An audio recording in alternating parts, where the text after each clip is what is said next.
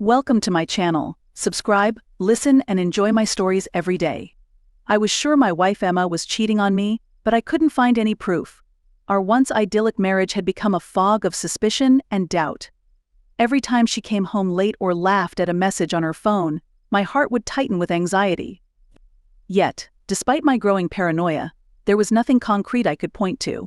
No lipstick on a collar, no strange scents, no damning texts. Then came her company's annual corporate party. Emma insisted I attend with her, despite my reluctance. She claimed it would be a good chance to meet her coworkers and understand her professional world better. I agreed, partly because I wanted to keep an eye on her. The event was held at an upscale hotel downtown, the ballroom glittering with chandeliers and the air buzzing with chatter. Emma looked stunning in her crimson dress, her smile bright and charming as she introduced me to her colleagues. But my eyes were constantly darting, watching for any sign of inappropriate behavior. Halfway through the evening, I noticed Emma spending too much time with one of her coworkers, a tall, dark-haired man named David. They were standing close, their heads almost touching as they laughed and joked. My stomach churned with unease. There was something too familiar, too intimate about their interaction. "Excuse me, I need to use the restroom," I muttered to Emma, forcing a smile. "Of course, darling," she replied, barely glancing at me as she continued her conversation with David. I walked towards the restroom but stopped just outside, my heart pounding in my chest. I could hear their voices, muffled but distinct, and I pressed myself against the wall, straining to listen. "I think we should take this somewhere quieter," Emma's voice said, low and flirtatious. "Maybe we can find a private spot so you can show me how well you play that instrument of yours." My heart shivered for a moment, a cold wave of realization washing over me. I was right all along. Emma was cheating on me, and here she was, making plans right under my nose. The rage and hurt that surged through me were almost paralyzing. "Sure," David responded, his voice equally low. "Let's find somewhere we won't be interrupted." I took a deep breath, forcing myself to stay calm. Now was not the time to confront them. I needed a plan, a way to exact my revenge and expose their betrayal. As I walked back to the ballroom, my mind raced with possibilities. I needed to gather more evidence, something undeniable. I couldn't just accuse Emma without solid proof. She was clever and would deny everything if given the chance. I returned to the party, masking my turmoil with a forced smile. Emma noticed my return and quickly separated from David, her smile a little too bright, her eyes flickering with what seemed like guilt. "Everything all right, darling?" she asked, slipping her arm through mine. "Perfectly fine," I replied, my voice steady. "Just needed a moment to freshen up." The rest of the evening was a blur. I watched Emma and David from the corner of my eye, noting every glance, every touch. I listened to their conversations, looking for clues. By the time we left the party, I had a clear plan in mind. Back at home, Emma went straight to bed, claiming she was exhausted. I watched her for a moment, the woman I had loved for so many years, now a stranger. I felt a pang of sadness, but it was quickly replaced by determination. I stayed up late, combing through her phone records and social media. I found a few suspicious messages between her and David, but nothing concrete. I needed more. I decided to follow them, to catch them in the act. It was risky, but I had to know the truth. The next morning, Emma was her usual cheerful self, but I could see the tension in her eyes. She knew something was off, but she didn't suspect how much I knew. I kissed her goodbye as she left for work, my mind already planning my next move. I called in sick and followed her, staying a safe distance behind. She met David at a cafe near their office, their interaction too close for colleagues. They left together, heading to a hotel. My blood boiled as I watched them check in. I waited for hours, my anger growing with each passing minute. When they finally emerged, looking disheveled and guilty, I knew I had enough. I took pictures, collected evidence, and made my way home. As I sat in our living room, surrounded by proof of her infidelity, I felt a strange calm wash over me. It was time to confront her, to end this charade. But I wouldn't just expose her, I would destroy her, the way she had destroyed our marriage. Emma came home late, her smile faltering when she saw me waiting. "We need to talk," I said, my voice cold and steady. Her eyes widened, fear flickering in their depths. "What is it?" I held up the photos, watching as her face drained of color. "I know everything, Emma, and now, it's your turn to feel the pain." This was just the beginning. She had no idea what was coming. The tension in the room is palpable as Emma stares at the damning photos, her face ashen. I watch her, a mix of satisfaction and bitterness churning inside me. She betrayed me, and now it's her turn to face the consequences. You followed me," she stammers, her voice trembling. "Yes, Emma," I reply coldly. "I needed to know the truth, and now I have it." She sinks into the nearest chair, her hands shaking. "It's not what it looks like, John. I can explain." "Explain," I laugh bitterly. "Explain how you checked into a hotel with another man, how you spent hours with him behind closed doors. Go ahead, I'm listening." Emma opens her mouth to speak, but no words come out. She looks defeated, her usual composure shattered. The sight should give me some satisfaction, but all I feel is an empty ache where love once resided. "We'll talk about this later," I say, standing up. "Right now I need some air." I leave the house, slamming the door behind me. The evening air is cool, a stark contrast to the storm brewing inside me. I need to clear my head to figure out my next move. Walking down the street, I decide to call my best friend, Mark. He's been my confidant for years, and I trust his judgment. He answers on the third ring. "John, what's up?" he asks, his voice cheerful. "Mark, I need to talk to you. Can we meet?" "Of course, man. How about the usual spot in 20 minutes? "Perfect. See you there." I hang up and head to our favorite bar, a small, cozy place where we've spent countless evenings talking about life, work, and everything in between. Mark is already there when I arrive, a concerned look on his face. "John, you look like hell. What's going on?" he asks as I sit down. I take a deep breath and tell him everything. About my suspicions, the party, following Emma, and the photos. Mark listens silently, his expression growing darker with each word. "That's rough, man," he says finally. "I can't believe she would do this to you." "Neither can I reply, my voice hollow. "But now that I know, I need to do something about it. I need to get back at her." Mark raises an eyebrow. "Revenge? Are you sure that's the best idea?" "I'm sure," I say firmly. "She needs to know that she can't get away with this." Mark nods slowly. "All right, but be careful. Revenge can be a dangerous game." "I know," I reply, my mind already racing with possibilities. "But it's a game I'm willing to play." We talk for a while longer, discussing potential plans and weighing the risks. By the time I leave the bar, I have a clearer idea of what I need to do. The next day, I put my plan into motion. I start by gathering more evidence, documenting every interaction between Emma and David. I hack into her emails, finding a trail of messages that paint a clear picture of their affair. Each discovery fuels my anger, but it also strengthens my resolve. I also reach out to a private investigator, a man named Greg who comes highly recommended. We meet in a small cafe, and I explain my situation. "Infidelity cases are my specialty," Greg says, his voice calm and professional. "I'll get you the evidence you need." "Good," I reply. "I want every detail, no stone unturned." Greg nods, and we shake hands. As I leave the cafe, I feel a sense of grim satisfaction. Emma's days of deceit are numbered. Back at home, I act as if everything is normal. Emma is tense, her guilt palpable, but I play my part perfectly. I pretend to believe her lies, to give her the illusion of safety. All the while, I'm preparing for the moment when I will confront her with undeniable proof. Days turn into weeks, and the tension between us grows. Emma becomes more secretive, her guilt manifesting in small, nervous behaviors.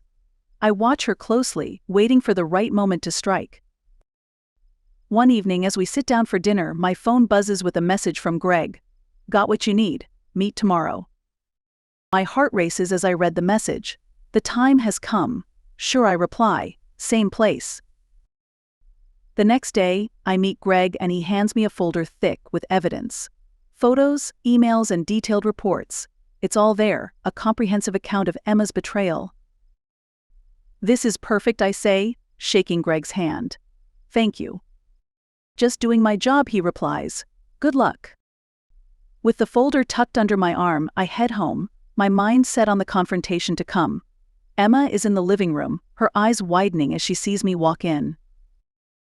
John, what's going on? She asks, her voice shaky. I have something to show you, I say, my voice steely. I lay the folder on the table and start pulling out the contents. Emma's face drains of color as she sees the photos, the emails, the damning evidence of her infidelity. How could you? I demand, my voice rising. How could you do this to us? Emma starts to cry, but her tears do nothing to sway me.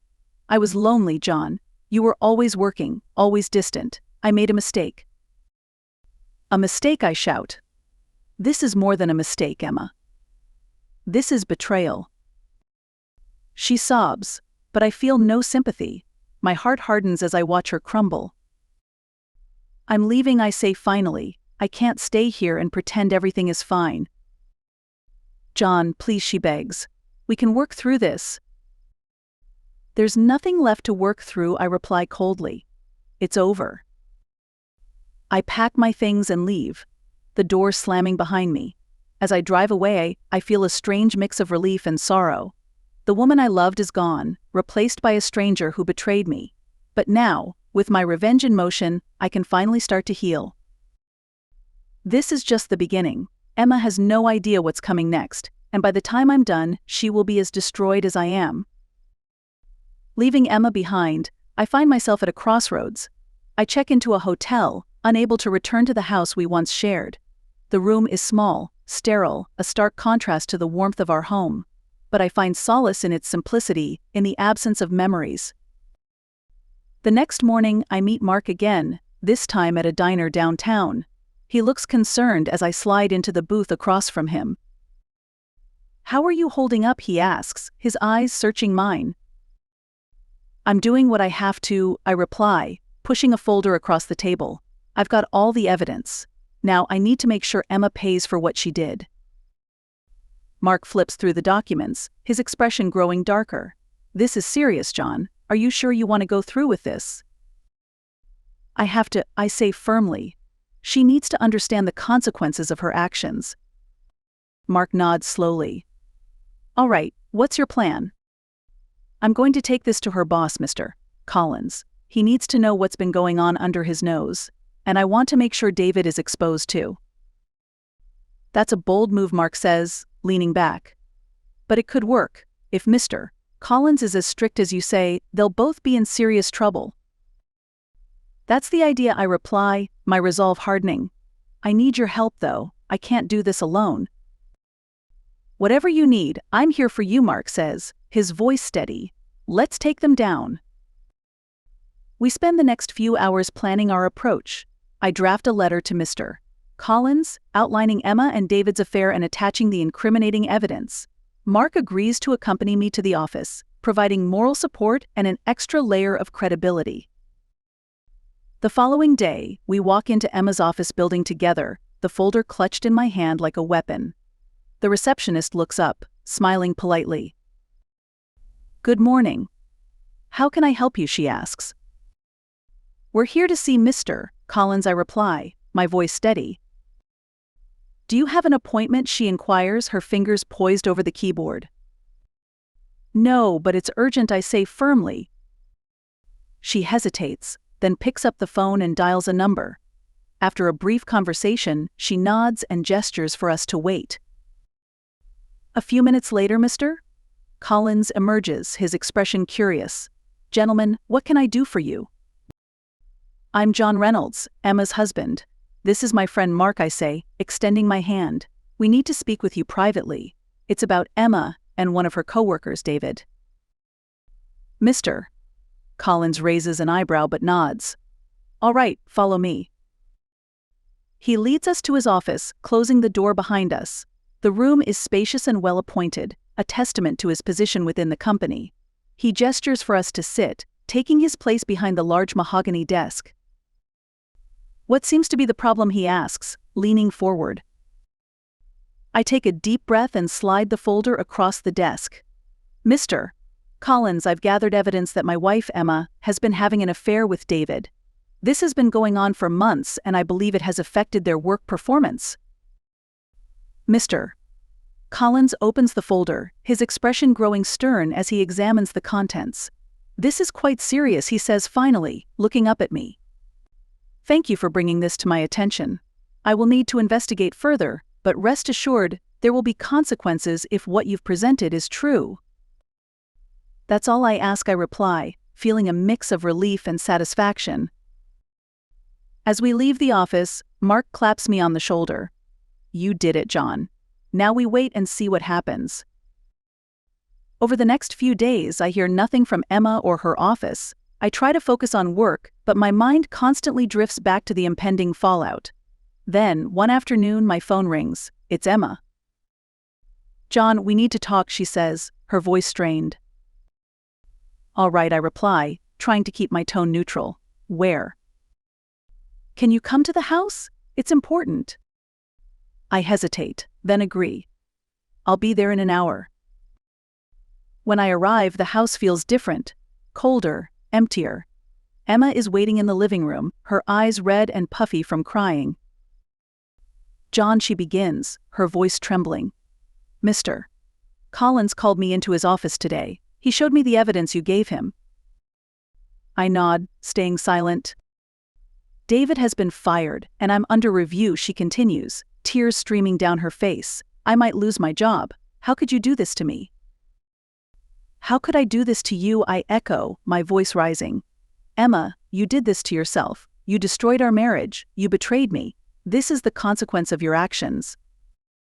She collapses onto the couch, sobbing uncontrollably.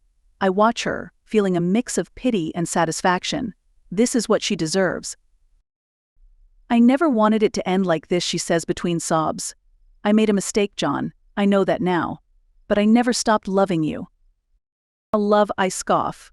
You call this love? You lied to me, you cheated on me? That's not love, Emma. That's betrayal. She looks up at me, her eyes pleading. Can we at least try to fix this? To find a way back to each other? I shake my head, my heart hardening. No, Emma. There's no fixing this. It's over. I turn and walk out, leaving her sobbing on the couch. As I drive away, I feel a strange sense of liberation. The woman I loved is gone, replaced by someone I can no longer trust. But now, with my revenge complete, I can finally start to move on. In the days that follow, I file for divorce. Emma's review at work turns into a suspension, and rumors about her affair spread through the office like wildfire. David, disgraced and jobless, leaves town. The life Emma knew crumbles around her, and I watch from a distance, feeling both vindicated and empty. Mark checks in on me regularly, his support unwavering. How are you holding up? He asks one evening as we share a drink at the bar. I'm getting there, I reply, staring into my glass. It's not easy, but it's necessary. You're doing the right thing, he says. Sometimes the only way to move forward is to let go of the past. I nod, knowing he's right. Emma's betrayal has changed me, but it hasn't broken me. With each passing day, I find a little more strength, a little more clarity. As the divorce proceedings move forward, I focus on rebuilding my life. I throw myself into my work, reconnect with old friends, and start to explore new hobbies. It's a slow process, but with each step, I feel a bit more like myself. One evening, as I sit in my new apartment, my phone buzzes with a message from Mark. Hey, a few of us are getting together this weekend. You should join us. I hesitate, then type a reply. Sure, I'd like that. As I put the phone down, I realize that for the first time in a long while, I feel a sense of hope. The path ahead is still uncertain, but it's mine to walk. And with each step, I move further away from the pain of the past and closer to the possibility of a brighter future. The intrigue of what comes next keeps me going. There's still a long road ahead, but I'm ready to face whatever comes. Emma's betrayal may have shattered our life together, but it won't define my future. The journey of rebuilding has just begun, and I'm determined to make the most of it. Weeks turn into months, and life gradually starts to find a new rhythm. My evenings are no longer haunted by suspicions and heartbreak. Instead, they're filled with tentative hope and the occasional smile. But as the divorce finalizes and Emma's downfall at work reaches its peak, an unexpected twist unfurls. One morning, I'm sipping coffee and reading the news when my phone rings. It's Greg, the private investigator. His voice is urgent, tinged with concern. "John, we need to meet. Now," he says. "Greg? What's going on?" I ask, my heart racing. "There's something you need to see. It's important. Can you meet me at the same cafe in an hour?" "All right, I'll be there." I hang up, a sense of unease settling over me. I arrive at the cafe and find Greg already seated, a folder on the table in front of him. "What's this about, Greg?" I ask, sitting down. He looks around nervously before speaking. "John, during my investigation, I uncovered something unexpected. I didn't think much of it at the time, but recent developments have changed my perspective." "What do you mean?" Greg opens the folder, revealing more photos and documents. Emma's affair with David wasn't just a simple workplace romance. It was orchestrated. "Orchestrated," I echo, my mind struggling to keep up. "Yes," Greg says, leaning in. "It appears that David was paid to seduce Emma. Someone wanted to destroy your marriage." The words hit me like a punch to the gut. "Who? Why?" Greg slides a document towards me. I did some digging and found financial transactions linking David to a third party, a woman named Lisa. I stare at the document, the pieces slowly falling into place. Lisa was my ex-girlfriend, someone I broke up with years ago when I met Emma. She never took the breakup well, and it seems she never let go of her grudge. "Lisa," I mutter, incredulous. "She orchestrated this whole thing." "It looks that way," Greg confirms. "She paid David to seduce Emma, knowing it would destroy your marriage." My mind reels with the revelation. The betrayal I felt from Emma is now compounded by the realization that it was all part of a calculated plan. Anger and confusion swirl inside me, but there's also a sense of clarity. This changes everything. "I need to confront her," I say, my voice steely. Greg nods. "Be careful, John. She's dangerous." I leave the cafe, my mind racing. I drive to Lisa's last known address, a small house on the outskirts of town. As I pull up, I see her sitting on the porch, sipping wine. She looks up, surprise flickering in her eyes. "John? What are you doing here?" she asks, her voice dripping with feigned innocence. "We need to talk," I say, stepping out of the car. Lisa stands, her posture defensive. "About what?" I hold up the document Greg gave me. "About this. About how you orchestrated the affair between Emma and David." Her eyes widen for a moment, then narrow. "I don't know what you're talking about." "Don't lie to me, Lisa. I know everything. You paid David to seduce Emma. You wanted to destroy my marriage." She laughs, a bitter sound. "So what if I did? You broke my heart, John. You left me for her. I wanted you to feel the same pain." "Do you have any idea what you've done?" I shout, my anger boiling over. "You ruined lives, Lisa. You manipulated innocent people." "Innocent," she sneers. "Emma was never innocent. She took you from me." "Emma didn't deserve this, and neither did I say, my voice trembling with rage. Lisa steps closer, her expression twisted with hatred. "You think you're so righteous, John, but you're just like everyone else, selfish and cruel." "You're wrong," I say, taking a step back. "I loved you once, but what you've done is unforgivable." The confrontation reaches a boiling point. Lisa lunges at me, her hands clawing at my shirt. I grab her wrists, holding her back. "Let go of me," she screams, struggling. "Not until you admit what you did," I demand, my grip tightening. She glares at me, her eyes filled with venom. "Fine, I did it. I paid David to seduce Emma. I wanted to ruin your life." I release her, stepping back. "You're sick, Lisa. You need help." She collapses onto the porch, sobbing. "I just wanted you to love me again," she cries. I can't, I say, my voice breaking. Not after this. I leave her there, her sobs echoing in my ears as I walk away. The drive back to my apartment is a blur, my mind numb with shock. When I finally arrive, I sit in the silence, processing everything. The betrayal I felt from Emma is now overshadowed by Lisa's manipulation. I realize that while Emma made a terrible mistake, she was also a victim in Lisa's twisted game. A sense of empathy stirs within me, and I know what I need to do. The next day, I call Emma. Her voice is hesitant when she answers. John. We need to talk, I say, my tone softer than before. Can we meet?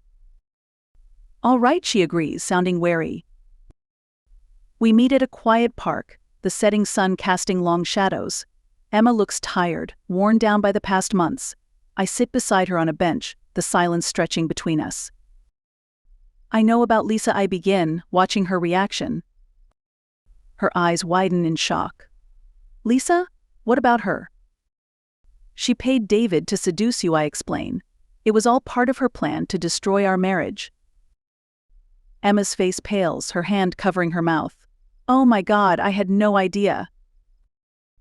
I believe you, I say, surprising myself with the truth of the words. You made a mistake, but you were manipulated too. Tears fill her eyes. John, I'm so sorry. I never wanted to hurt you. I know, I reply, feeling a weight lift off my shoulders. We both made mistakes, but we were also victims. We sit in silence, the past slowly losing its hold on us. There's no going back to what we once had, but there's a chance to move forward, to heal. I've filed for divorce, I say gently, but I don't want it to be bitter. We both need to move on. She nods, wiping her tears. I understand. Thank you for telling me the truth. As we part ways, I feel a sense of closure. The chapter of my life with Emma is ending, but it's not the tragic tale I once thought it would be. Instead, it's a story of betrayal and manipulation, but also of understanding and healing. I return to my apartment, feeling lighter than I have in months. The future is uncertain, but it's mine to shape, and as I look out at the city lights, I feel a renewed sense of hope. The journey of rebuilding has been long and painful, but it's also been transformative. I've learned that sometimes, the greatest strength comes from facing the truth, no matter how painful, and with each step forward, I move closer to a brighter, more honest future.